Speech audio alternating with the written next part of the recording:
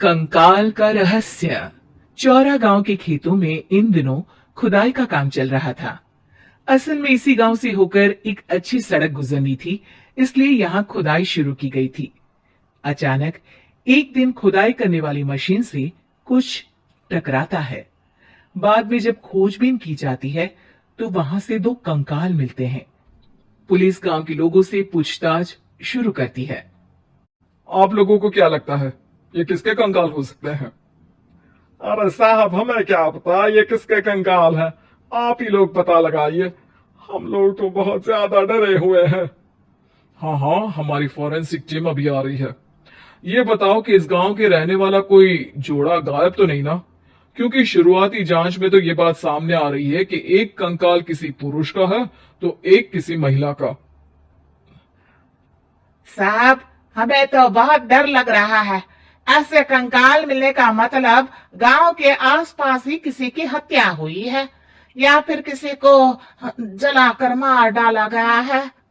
हाँ साहब, हम अपने परिवार को लेकर बहुत ही ज्यादा परेशान हैं। देखिए, आप लोगों की परेशानी हम समझ सकते हैं, लेकिन आप लोगों को पुलिस का सहयोग करना होगा, क्योंकि आपके सहयोग के बगैर हम ये पता नहीं लगा सकते हैं कि आखिर ये किसके कंकाल है और इनकी हत्या किसने की। ठीक है साहब, गांव के लोग आपका पूरा सहयोग करेंगे। हाँ साहब, पूरा सहयोग करेंगे। तो फिर ठीक है, हम अपनी जांच शुरू कर देते हैं। कुछ दिन बाद जांच रिपोर्ट आ जाती है। पता चलता है कि ये कंकाल करीब 20 साल पुराने हैं, यानी 20 साल पहले किसी जोड़े की हत्या कर शव को यहाँ पर दबा दिया गया था। इंस्पेक्टर राघव, ये बताओ कि 20 साल पहले की मर्डर मिस्ट्री क्या आप सुलझ सकती है? हाँ हाँ सर, क्यों नहीं। लेकिन अब सबूत और गवाह काफी मिट गए होंगे। मुश्किल तो होगी, लेकिन शायद किसी परिवार को इंसाफ मिल सके। इंस्पेक्टर राघव, आप बिल्कुल सही कह रहे हैं। किसी परिवार को तो इंसाफ मिलेगा ही, और किसी को उसके किए की सजा भी मिलेगी। जी सर, मैंने तो जांच शुरू भी कर दी है। 20 साल पहले इस गांव के दो जोड़े अचानक कहीं गायब हो गए थे। मैंने दोनों ही परिवारों के बाकी के सदस्यों से बातचीत शुरू की तो उन्होंने बताया कि उनके बच्चे शहर गए थे, लेकिन आज तक वापस नहीं लौटे हैं। लेकिन ये दोनों शव किस परिवार के सदस्यों के हैं, ये कैसे पता चल सकेगा? सर, मैंने डीएनए टेस्ट करवा लिया है। आज शाम तक इसकी रिपोर्ट भी आ जाएगी। अच्छा अच्छा, ठीक है।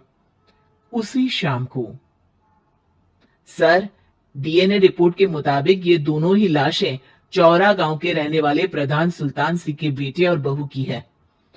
लेकिन इनकी हत्याएं किसने की है, ये कैसे पता लगेगा? इसी का तो पता लगाने की कोशिश में जुटा हूं सर। आज सुल्तान सिंह से मिलने भी जा रहा हूं।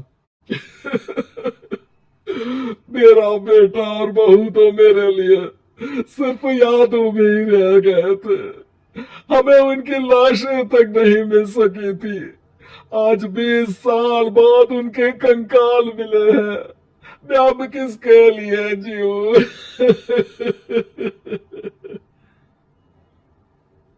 लेकिन सर, क्या आपकी किसी से कोई दुश्मनी थी? अपने बेटे बहू की हत्या के लिए आप किसे जिम्मेदार मान रहे हैं? अब मैं किसका नाम बोलूं?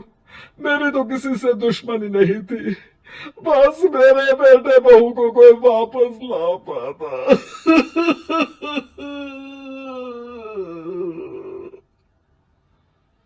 इसके बाद सुल्तान सिंह फूट फूट कर रोना शुरू कर देते हैं।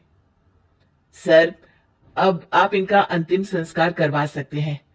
कम से कम इनका शरीर ना सही, इनका कंकाल तो आपको मिला है। लेकिन हाँ, अगर आपको कुछ भी याद आए तो जरूर बताइएगा।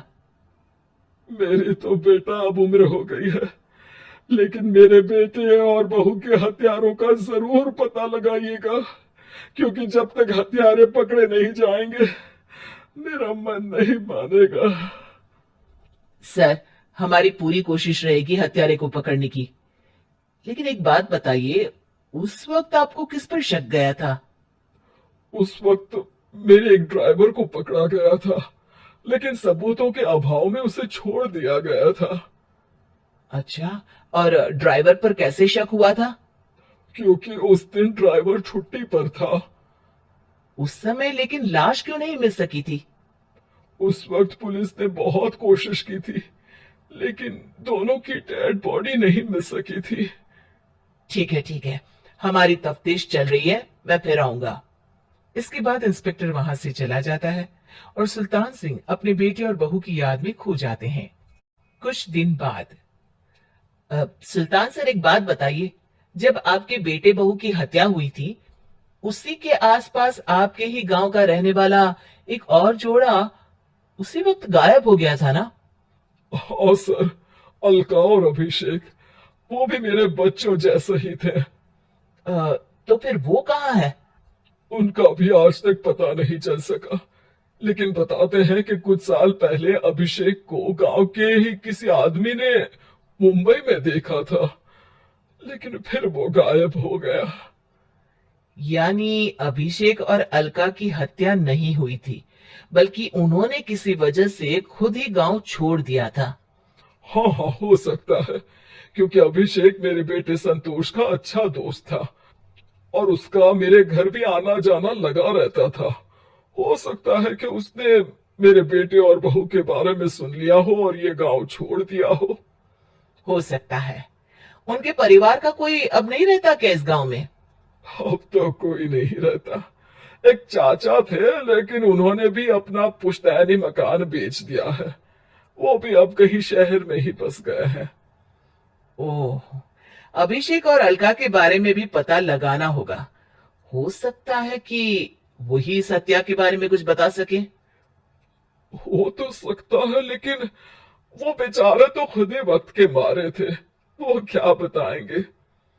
फिर भी सर, जब केस दोबारा खुला है तो जांच तो करनी ही पड़ेगी, और इस बार तो लाशें भी बरामद हुई है।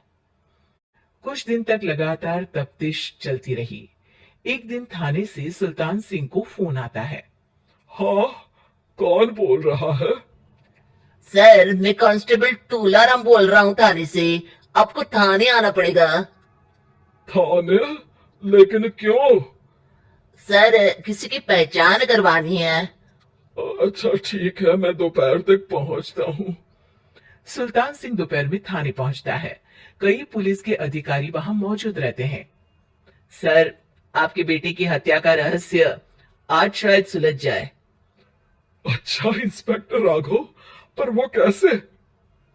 सर, उस आदमी को देखिए, क्या वही अभिषेक है? सुल्तान सिंह की आंखों में हैरानी से आंसू आ जाते हैं। हाँ सर, यही अभिषेक है। ये आपको कहाँ से मिला? सिर्फ अभिषेक ही नहीं, बल्कि इसकी पत्नी अलका भी इसके साथ है।